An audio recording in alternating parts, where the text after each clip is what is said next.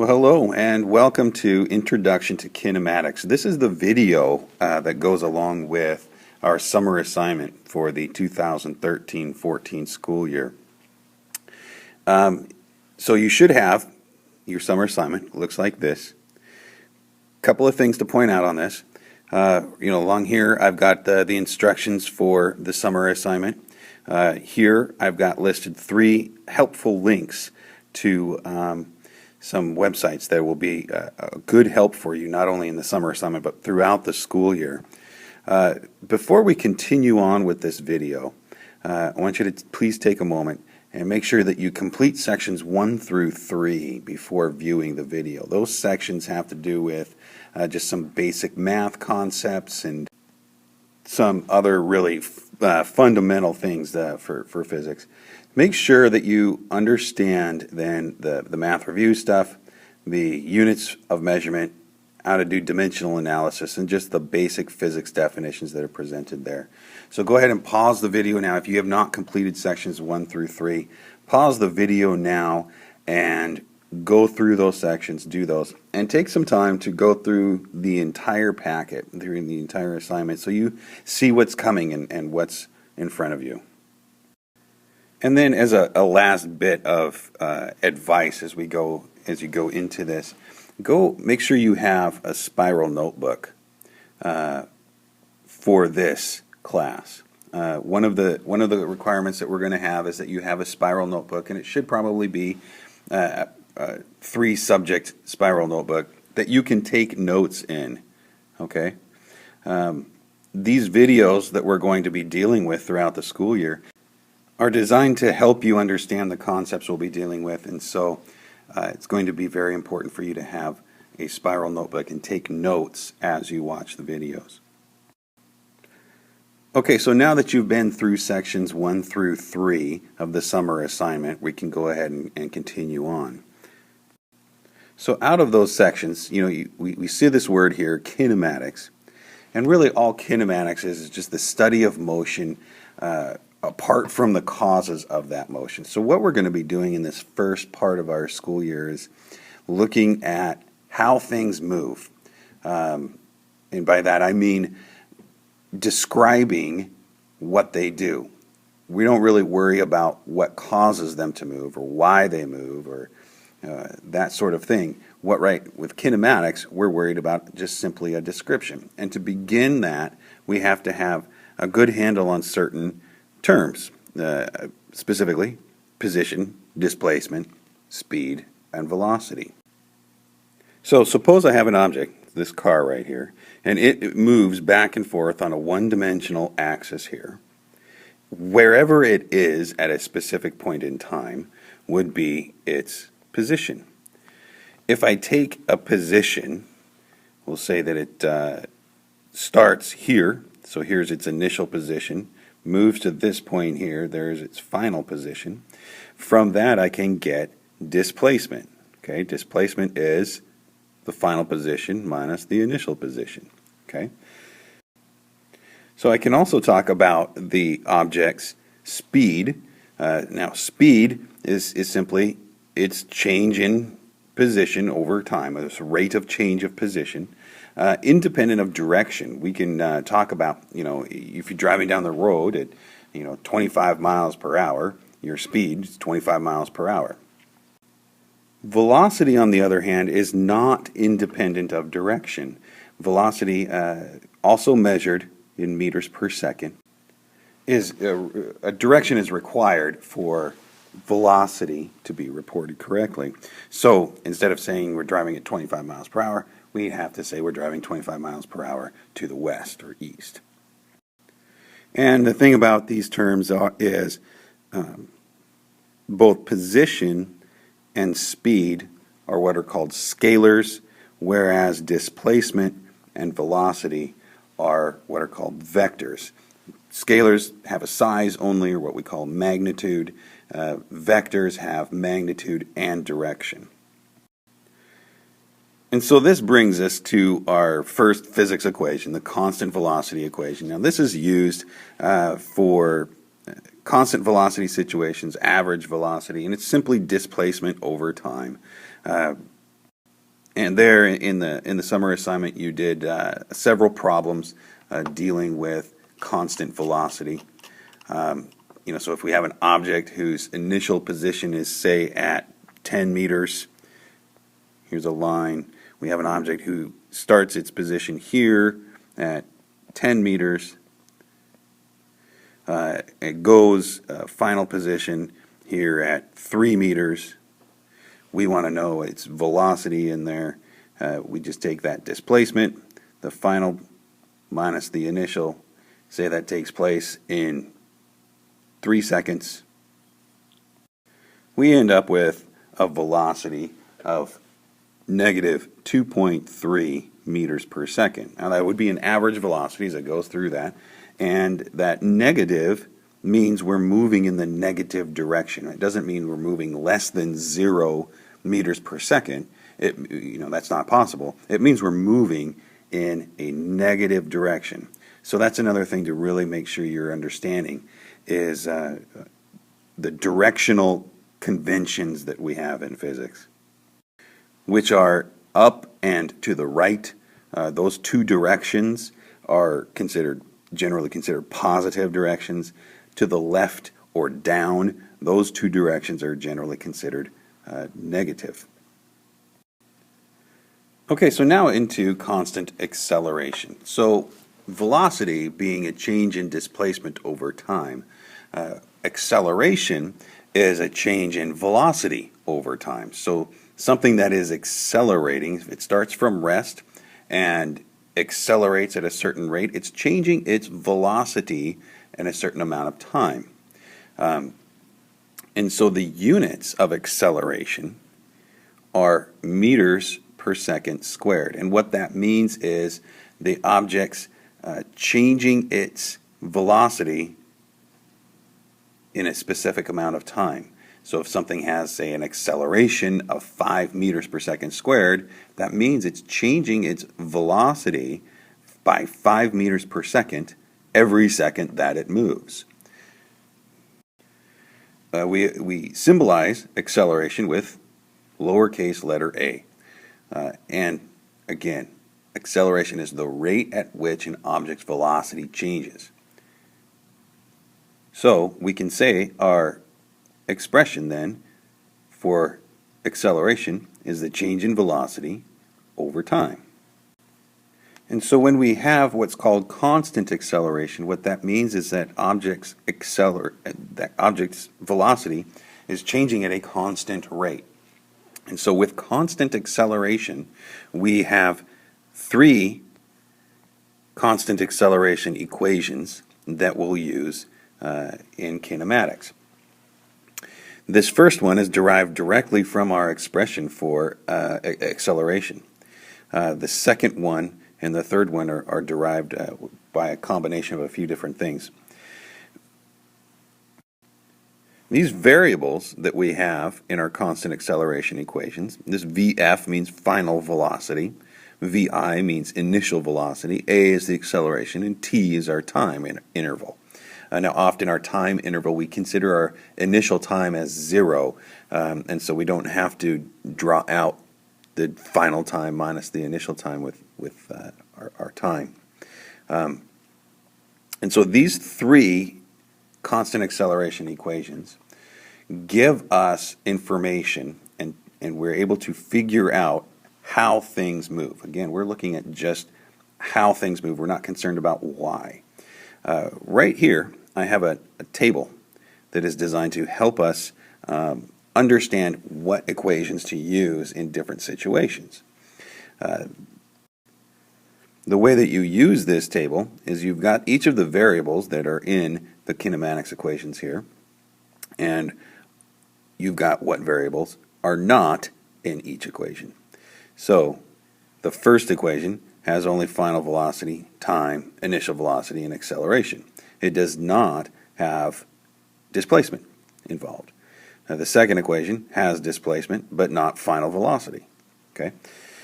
So let's look at for a minute how to use this information. We have this example here. A cheetah is hiding in some grass waiting for a hapless gazelle to wander by so she can have some lunch. When one does, she bolts out of her hiding place and reaches her top speed of 27 meters per second in 3 seconds. And we want to know her rate of acceleration. What this table tells us is which equations we can eliminate as an option to use to solve a problem. In this particular problem, we have 27 meters per second, which is her top speed. So that 27 meters per second is going to be a final velocity. In the 3 seconds, that's going to be our time. Okay? So if she's wading in some grass, as it says here, then that's going to mean that her initial velocity is 0 meters per second. She is starting from rest, and she has a final velocity of 27 meters per second. We're looking then for acceleration. That's what we want to find. By detailing out the information we're given and what we're looking for, we're able to eliminate what variables we don't have. We do not have a displacement involved in this. We're not asked for a displacement, and we're not given a displacement. So what that enables us to do is eliminate the second and third equations, and we know that we end up having to use the first equation to solve the problem.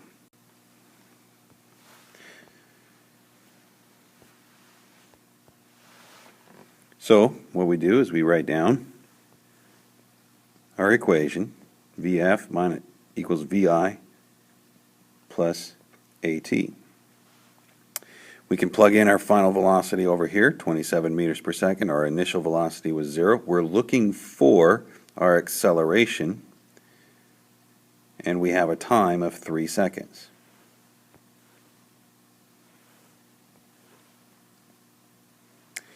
What that ends up giving us then is an acceleration of 9 meters per second squared. So take some time now and pause the video and go through and do item number 5 using the 3 kinematics equations. There's 7 problems there using the kinematics equations before continuing on to the next section of the video. Now, as we continue on with kinematics, one of the things that's going to be really important for us is to be able to visualize a problem situation. One of the tools that we have to visualize problem situations involving motion are motion diagrams. Here's how they work. We take our object, say in this case it's this girl, and we make our object be represented by a dot. So these dots all represent the object. Then we place an arrow between dots to indicate the velocity from one position to the next position. And then we show those over a specific amount of time. So for example, this girl walking at a constant speed for 10 seconds, her motion diagram would show her dots being spaced equally apart for those 10 seconds. In this case, then, there's no acceleration because she's moving at a constant speed. Okay, so here is this would be a motion diagram for a constant velocity motion. If we have a person, say a bicyclist, start from rest, speeds up for 4 seconds, then goes at a constant speed for 6 seconds, what we have to show then is we have to show that acceleration. We have it down here starting from rest, and those dots progressively get further apart as they accelerate because that velocity is changing.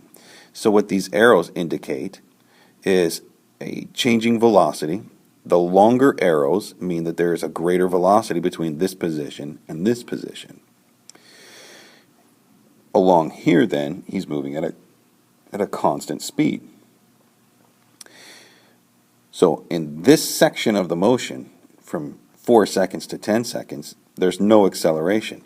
However, there is an acceleration from this in the first 4 seconds. We can tell the direction of acceleration from our motion diagram by looking at the direction of the longer arrows. With motion diagrams, the acceleration points in the direction of the longer arrows. So let's take a look here at a car that starts from rest, accelerates for 3 seconds, goes at a constant speed for 4 seconds, and then slows down and stops for 3 seconds. So here, just like the bicyclist, starts from rest and begins speeding up. We get an acceleration in that direction, in the direction they're speeding up. Then he moves at a constant velocity for a time. Then he slows and stops. So look what happens to the direction of the acceleration in that last 3 seconds. As we slow and stop, our direction of acceleration is in the opposite direction of the velocity. So in this case, down here, we're going to have a positive acceleration. Here, we're going to have a negative acceleration. Again, that negative simply means it's a directional. So we're accelerating in the negative direction. Our velocity is still in the positive direction, but our acceleration is in the negative direction. Okay, so let's take a minute and take a look at how to use the kinematics equations and motion diagrams to solve a problem that's a little bit more complicated. Here it says we have a driver has a reaction time of 0.5 seconds and the maximum deceleration of her car is 6 meters per second squared. She's driving at 20 meters per second when suddenly she sees an obstacle in the road 50 meters in front of her. Can she stop the car in time to avoid a collision? One of the things that's going to be really important for us in these problems is to set up a way to solve them that will help us along the way. So one of the things that we can do is draw a picture of this problem situation. So we have our driver. Now these pictures, they don't have to be perfect. They can just be simple little pictures. And she's got an obstacle in her road right down here. She's driving this direction. She's starting out with an initial velocity of 20 meters per second. Okay? The obstacle is 50 meters in front of her. So our displacement will be, total displacement would be 50 meters. Okay? Her acceleration, her maximum acceleration is this 6 meters per second squared. Now it says deceleration, so that means that that's going to indicate to us that we're going to have a negative acceleration here. Okay? And she has a reaction time of 0.5 seconds over here. So what does that mean, that reaction time of 0.5 seconds? It means that the time that it takes for her to get her foot from the gas pedal to the brake is 0.5 seconds. So how is she going to be moving during that 0.5 second time interval?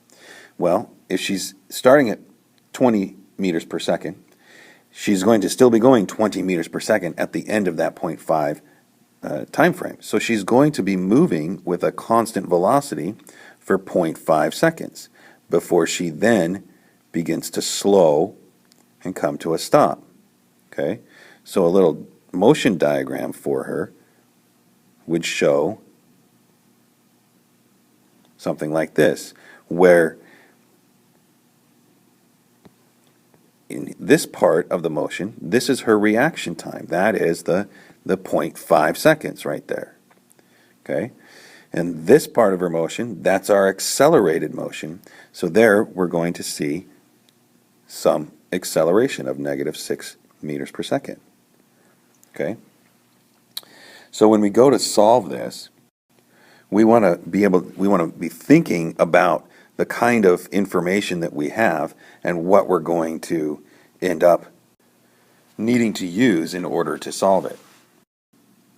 So what we're going to need to do is, for this part of the motion, that constant velocity reaction time, is we're going to need to use our constant velocity equation to figure out how far she goes during that reaction time, because she's still going to be moving, right? As she moves from her foot from the gas to the brake, she's still going to be moving for some amount of time, for this 0.5 seconds. So she's going to go some distance. She's going to close the gap between her.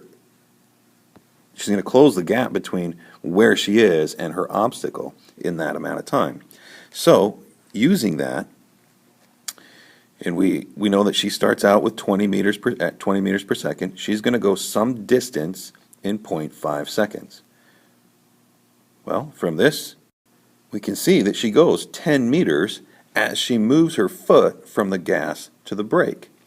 So then, after that, she begins to slow and stop. So she's only got now 40 meters in which to stop. Which means now we have to figure out which kinematics equation we need to use to see if she can stop within that 40 meters. So what we do is we go to our table to help us figure out what equation we use. So remember, here's our car. We know that during her reaction time she goes 10 meters. So her distance between where she is and her obstacle is now 40 meters. Okay, so her initial position down here is 0 meters. Her final position is 40 meters. Her initial velocity is 20 meters per second. And her final velocity should be 0. And so what we want to know is she going to stop in time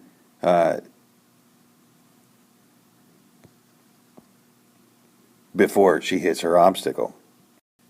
So we can ask, how much time is it going to take her to stop in this, using this information? So if we look at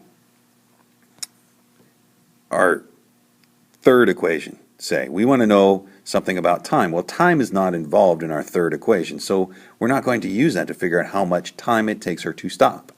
Time is involved in this equation and this equation. So if we want to first know how much time it will take her to stop, we really aren't that concerned about the distance, that displacement. So what we're going to do is we're going to first use this first equation to figure out how much time it takes her to stop. So our VF equals VI plus AT. So our final velocity will be 0. Our initial velocity is 20 meters per second. Our acceleration, remember, is a maximum of 6 meters per second squared, but it's going to be in the opposite direction of velocity. So it's going to be negative acceleration, so negative 6, and we want to know how much time that's going to take. So there's negative 20 there, negative 6 delta t. We end up with a stopping time of 3.33 seconds. Okay, so then we have to ask, okay, how far is she going to go in that 3.33 seconds? So that's where we'll use our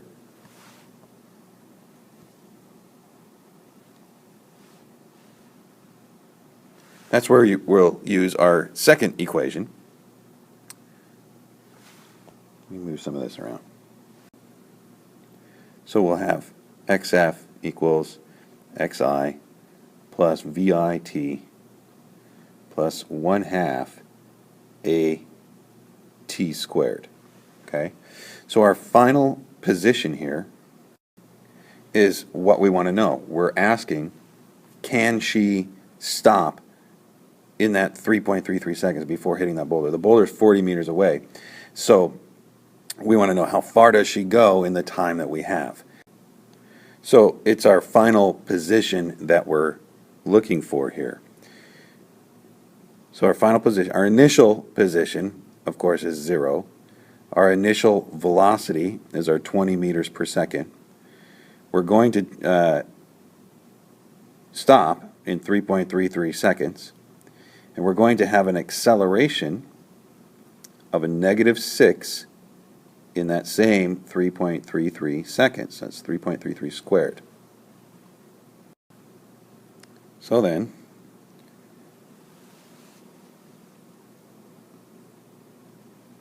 this being a negative acceleration, then we end up with negative 33.27. So then our final position is this 33.3 meters right here. So combined with the constant velocity portion of her motion and the constant acceleration portion of her motion, she ends up 6.7 meters away from her obstacle, and she stops in time. Okay, so that's the first 4 sections of the summer assignment there, up to the section on free fall. There's a second video on free fall for you. Go through now and complete those kinematics equations. Use the video again to revisit some of the concepts. Use the packet to help you read, and use those other websites that I gave you at the front of the packet to help you get additional information.